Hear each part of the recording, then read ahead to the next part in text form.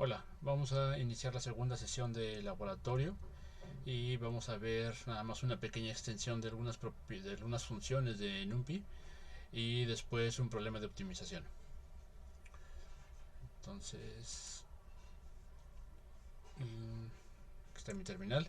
Esto les voy a pedir que lo pasen, lo tecleo en el shell de Python para que ustedes lo puedan replicar en un notebook.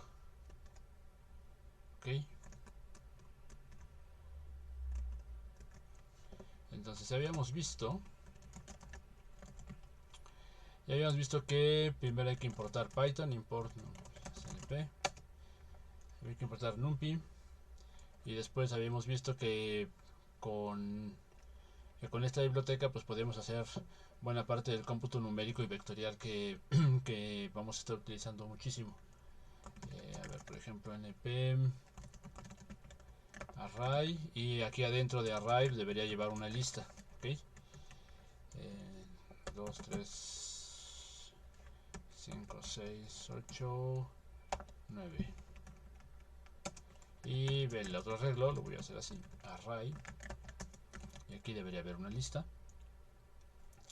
3, 4, 6, 7, 9, 1. Tengo dos arreglos de tamaño 6. Vamos a ver su dimensión. Habíamos visto que la dimensión se puede recuperar con el método. Es un método shape, aunque parezca atributo pues, pero es un método. Esto quiere decir que es un vector en una sola dimensión con 6 entradas, ¿ok? Un vector en R6, pues. Si quisiéramos definir matrices, ahorita vamos a ver cómo se ve eso con una matriz.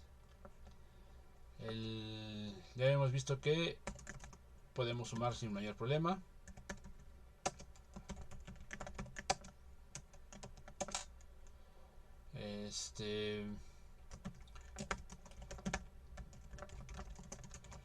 También podemos multiplicar por escalares, es igual a 5, 5, y ese es L por A, el arreglo A, print S. Muy bien, ahí está el arreglo multiplicado por el escalar 5, el arreglo A. También podemos hacer producto punto. Ahora les pongo los arreglos para que los puedan ver.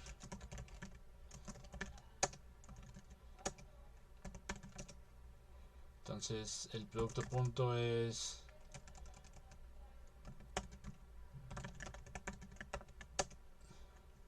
bueno, es decir, creo que aquí tienen que hacer producto punto para que vean que ese es el resultado, pero para que quede un poquito más claro vamos a hacer producto punto de esto por 4 entradas 1 1, ¿no? Es decir, solo vamos a sumar las últimas dos entradas del arreglo A. Y bueno, pues aquí pueden ver que el arreglo A es 17, ¿no? O sea, es el arreglo A por este vector y esto no hemos hecho 17. O bien, pues pueden hacerlo con 17 menos 2, 15. ¿Ok? Entonces, que esto es simplemente una forma de expresar, es decir, otras de las propiedades que tiene, digo, para extenderlo un poquito más, ¿no? Otra de las funciones que tiene Python definida en vez de producto punto, pues es el producto interno y externo, ¿no? El outer inner y outer product. Entonces se llaman igual, es inner, así se llaman así como está ahí, inner y outer. Vamos a ver cómo funciona. np inner arr por brr, pues, sale lo que esperábamos, y el de outer product outer. Vamos a multiplicar aquí algo para que sea sencillo de ver en la pantalla: el 1, 2, 3, 4. Y bueno, quiero que replique los primeros dos, perdón, y los otros los voy a multiplicar por algo sencillo de multiplicar, ¿no? 5,10. Bien, entonces eso está bastante sencillo y bueno, ya implementado de forma óptima, ¿no? Hasta ahí con las propiedades que ya habíamos visto.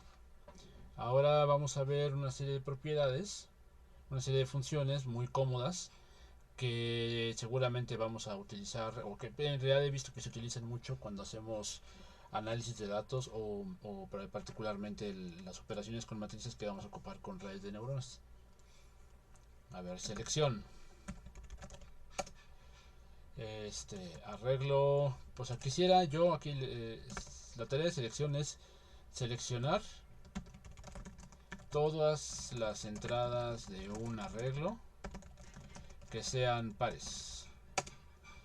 Entonces, ¿cómo hago esto? O sea, paso a paso, es lo que les recomiendo que hagan. Para que no tengan tanta experiencia programando, les recomiendo que lo que tienen que hacer es descomponer una función en pasos más entendibles. Incluso también para debuguear, para analizar y encontrar errores en algún programa, pues desmenucen sus instrucciones que sean de una sola línea en instrucciones más sencillas para ver en qué paso está el error, pues, ¿no? Y aquí lo voy a hacer de esta manera y ahorita les digo el proceso inverso, ¿no? Encontrar, bueno, vamos bien así. ¿Cuáles son las entradas pares? Entonces eso lo podemos con arreglo, módulo. Esto es una de las definiciones matemáticas aritméticas ya predefinidas en Python. 20 módulo 5. ¿Sí? Claramente es pues el módulo, pues la operación de módulo que ya conocemos. Entonces esto se lo puede aplicar puntualmente con arreglos de Python, se lo puede aplicar a cada entrada. Ahí podemos ver, ¿no?, que las entradas pares son las que tienen 0. Ay, perdón, esto eran las entradas impares. Ahorita van a ver por qué las entradas impares, pues, ¿no? Y ahora quisiera que me dijera qué entradas corresponden, ¿no? O sea, quiénes van a ser, perdón, van a ser las impares y ahorita van a ver por qué. Quisiera que se quedara con aquellas que fueran impares, es decir, quisiera ver qué entradas fueron 1.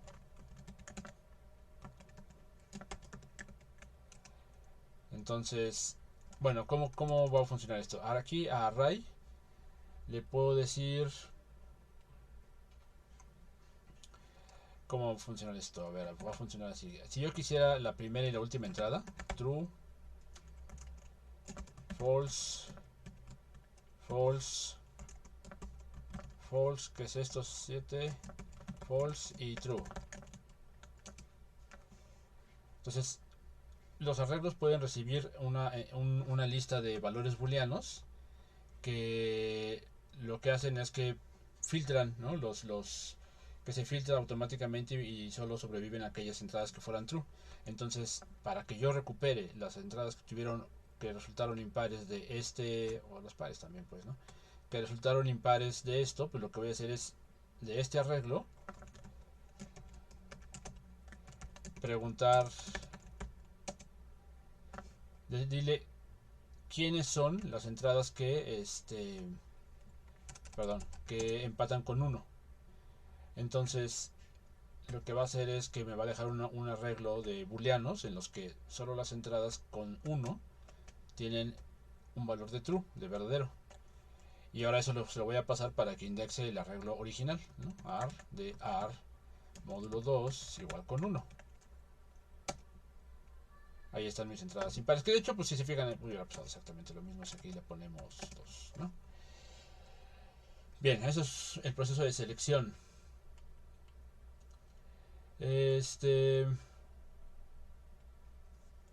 ¿Cómo quedó ahora mi arreglo?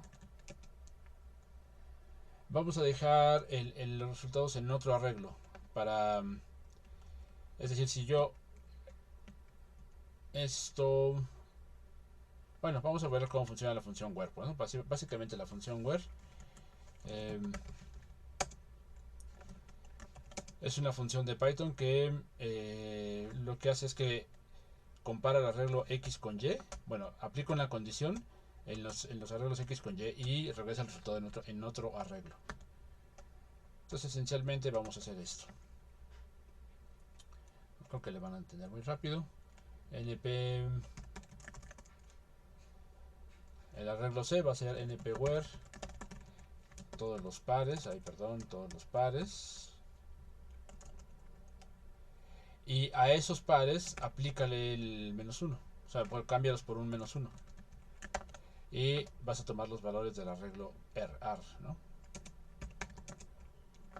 Entonces se fijan, todo lo que hubiera quedado 1 lo reemplazó por un -1, ¿no? Es bastante versátil este tipo de operaciones. Ya asume que este es el valor para reemplazar y lo deja en el arreglo C, ¿no? En vez de ser un arreglo nada más. ¿Qué otra cosa? Vamos a ver quiénes son valores iguales entre arreglos. Muy bien. Quisiera encontrar en el arreglo A todos los valores iguales a este np.where, todos los valores que sean iguales a la lista que le voy a pasar, ¿no? Claramente esto se hace con arreglos de bastante más elementos y no al vuelo, pero pues aquí para el ejemplo lo voy a definir en este momento. Requiero 6 entradas, de las cuales compartan entradas en común, ¿no? 1, 3, a ver, creo que es más sencillo poner primero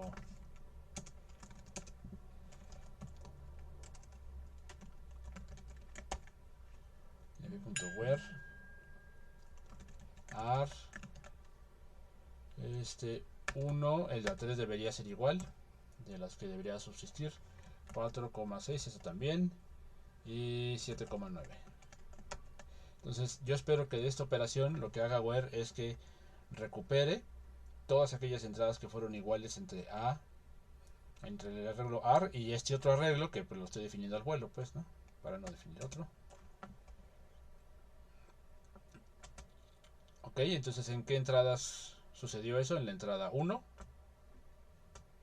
en la entrada 3, 4, 5.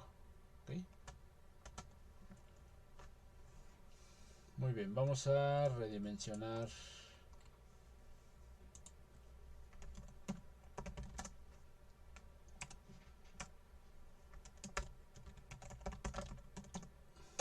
Ya habíamos visto cómo funciona el método shape. Atributo pues, pero es un decorador el que está puesto ahí y por eso no recibe parámetros, pero es un método, ¿no? Que calcula o que determina cuántos elementos tiene el arreglo.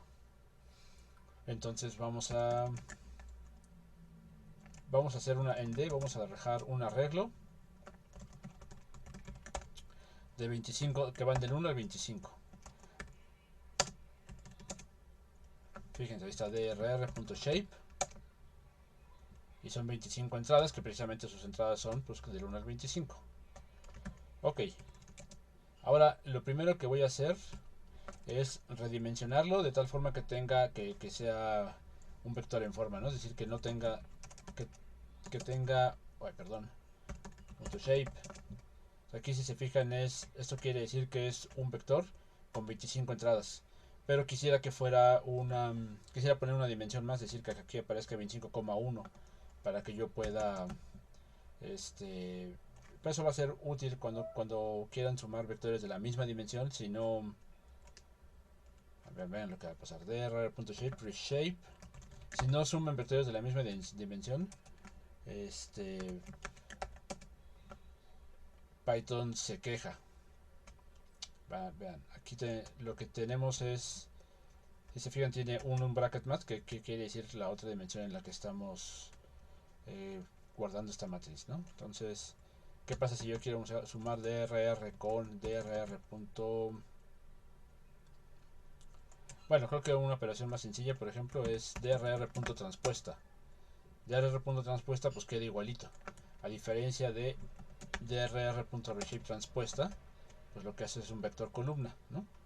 Que es la operación que al menos algebraicamente está definida en todos los textos y así es como debe funcionar, ¿no? Si yo hago la transpuesta de un vector fila, pues debe quedar un vector columna. Y de la otra forma, de la forma más natural en la que tiene definido Python sus arreglos, eso no sucede, ¿no? Entonces va a ser importante que cuando tengan errores de dimensionalidad, pues se fijen en ese particular detalle y se puede hacer con drr reshape 1 menos 1 o bien drr reshape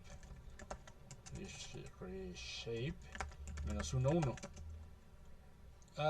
Perdón, drr que lo que hace es eso, ¿sale? Pero hay otro reshape que vale mucho la pena también.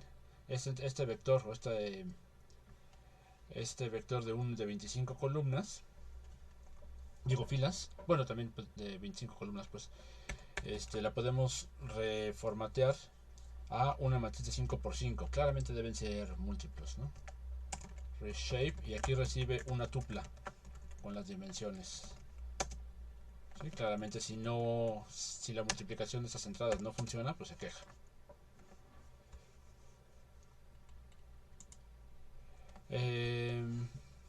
Bien. ¿Qué más vale la pena revisar aquí? El apilar. Apilar vectores es fundamental, ¿no?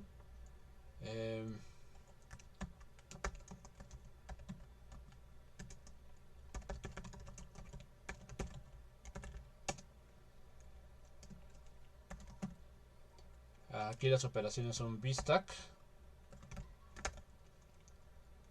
y recibe una tupla, una lista. Y aquí también podría recibir, creo que sí, o sea, sí, todos los que quieran, ¿sale? Entonces lo que hace es que los apila uno tras otro, verticalmente. Y pues claramente está la otra necesidad, ¿no? De apilarlos horizontalmente, nada más que esto claramente va a fallar. Bueno, lo que va a hacer no va a fallar en términos de que no es lo que esperábamos una matriz. Y aquí lo que hizo fue apilarlos, pues sí, horizontalmente y no habría problema, pero no era lo que esperábamos, ¿no? Entonces aquí hay que decirle punto reshape menos 1, 1.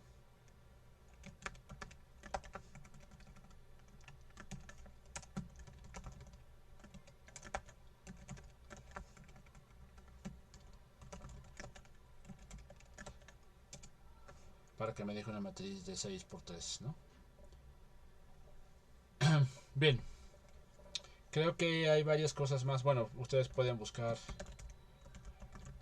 Fíjense que haga, o sea, ustedes entren a ver qué hace concatenate.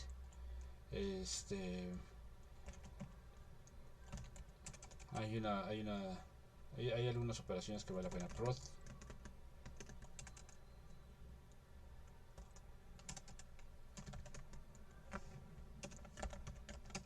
Ay, perdón.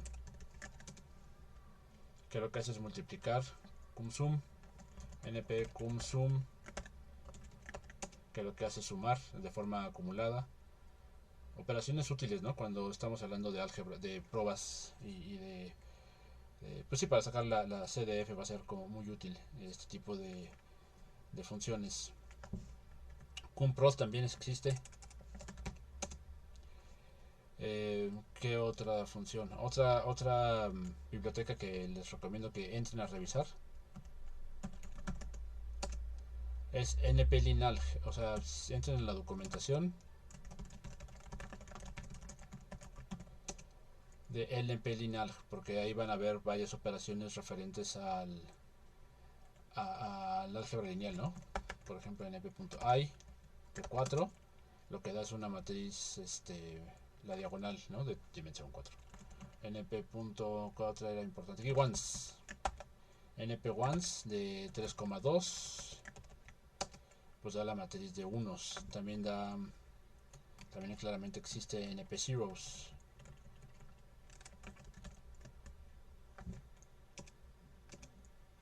que pues su nombre lo indica. Zeros like es muy similar, pero esto lo que hace es que recibe como entrada un arreglo de RR. Recibe un arreglo y toma las dimensiones de este arreglo para hacer un vector de ceros de la misma forma, de la misma dimensión que el argumento. En fin, entren a ver linalg para ver qué otras funciones pueden interesarles. Entonces hasta aquí termina la primera parte de esta práctica y ahorita hacemos un problema de optimización. Bueno, entonces la tarea que vamos a abordar ahora en esta parte de la sesión de laboratorio es la de obtener la raíz de una función, ¿no? Es el valor para el cual se cumple que algún valor específico para el cual f de x sea 0, ¿no? La función en nuestro caso, el algoritmo va a pedir que sea continua y definida en un intervalo cerrado. Esencialmente, o sea, un ejemplo específico pues puede ser básicamente, que lo veremos al final, es encontrar la raíz de este polinomio, ¿sí? Entonces, ¿qué es lo que vamos a hacer? Pues es, o sea, ¿qué filosofía va a seguir el algoritmo? Pues la de dividir y vencerás, o sea, la de partir el algoritmo en un espacio más pequeño, en un intervalo más pequeño donde podamos buscar, ¿sí? Entonces este es el planteamiento de nuestro problema, para qué x se cumple, o sea, quién es este x en particular, es lo que vamos a hacer.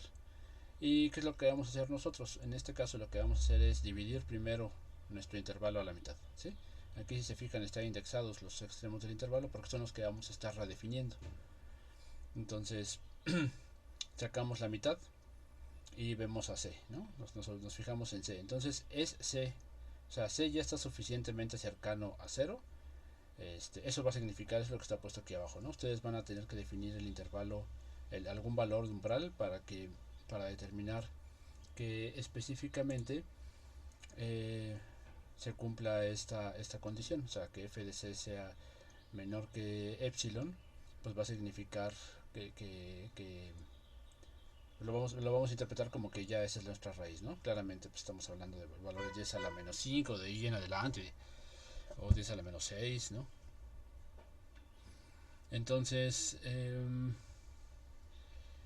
¿qué es lo que vamos a hacer? Ya que lo partamos, vamos a preguntarnos cómo es f de a y f de a por f de c y luego f de c por f de b. Entonces, en este caso está pintado muy esquemáticamente pues para que funcione en parte es la explicación, ¿no? Vamos a preguntarnos si f de a por f de c hay un cambio de signo. Si sí hay un cambio de signo, quiere decir, esta teoría me la vieron en cálculo, pues, si f de a por f de c tiene un cambio de signo, quiere decir que aquí es donde se encuentra nuestra raíz. O puesto de otra manera, si f de a por f de c siguen siendo del mismo signo, entonces mi raíz está en el otro intervalo. En este caso, si f de a por f de c, perdón, f de c por f de b es menor que 0, quiere decir que hubo un cambio de signo y se quiere decir que siendo la función continua, pues pasamos el eje y igual a 0, ¿no? Entonces eso significa que por ahí está nuestra raíz. Entonces al cumplirse esta condición de que f de c por f de b sea menor que 0, o lo de algún intervalo, pues ahorita lo analizamos en el algoritmo, quiere decir que ahí tenemos que aplicar este mismo algoritmo otra vez. Tenemos que, una vez que esto se cumpla, tenemos que partir vamos a renombrar este intervalo como a, b, y después vamos a partirlo y aplicar lo mismo, o sea, regresar al inicio del algoritmo y iterar una segunda ocasión, tercera, cuarta, quinta, ¿no? Aquí está mi algoritmo, ¿no? Creo que está mejor ejemplificado acá. Entonces primero dividimos a la mitad, nos preguntamos si eso ya es nuestra raíz, y si no es nuestra raíz, entonces si no es nuestra raíz, querría decir que tenemos que buscar en el otro intervalo, ¿sale? Entonces vamos a hacerlo en una hoja de cálculo. Esto así. Muy bien, entonces aquí está mi intervalo 1, 2. O sea, yo voy a querer buscar, esto es importante, la raíz, tenemos que predefinir dónde vamos a empezar a buscar, ¿no? En este caso voy a buscarla en el intervalo 1,2. Después el punto medio o C, ok, voy a puesto C, vamos a respetar la anotación. El intervalo es el 1.5 y después evalúo, ¿no? Es fundamental la evaluación en todos los puntos. Es esta la raíz. Esto lo hago preguntando, predefino el umbral el que quiero encontrar el punto buscado, y pues me pregunto si el valor absoluto de eso es menor que el umbral definido, y pues me dice que no. Muy bien, entonces ahora pues ya sigue el algoritmo, ¿no? Si d2 por f2 es menor que 0, querrá decir que hubo un cambio de signo, y entonces quiere decir que tengo que redefinir mi umbral de este lado. O sea, mi nuevo umbral va a ser O sea, si hubo un cambio de signo, quiere decir que el nuevo intervalo es A, C. Entonces, esto se queda A. Y si no hubiera, entonces, si esto no se cumple, quiere decir que el nuevo intervalo está del otro lado, C,2.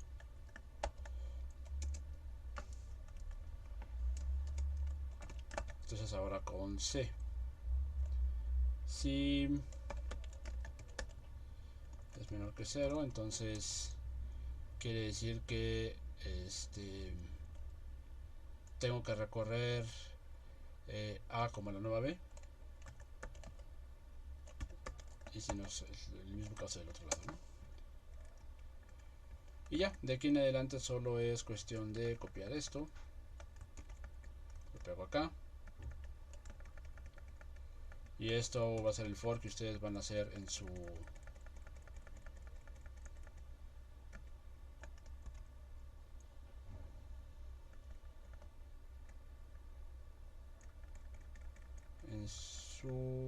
programa.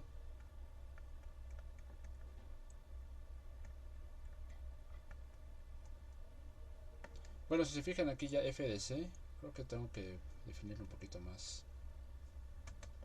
¿Por qué no me está? Ok. F del punto medio. A ver, vamos a redefinir ese umbral. Bueno, ya esto ya es un 0, ¿no? O sea, f de c ya es 0. Vamos a ponerlo esto f de c.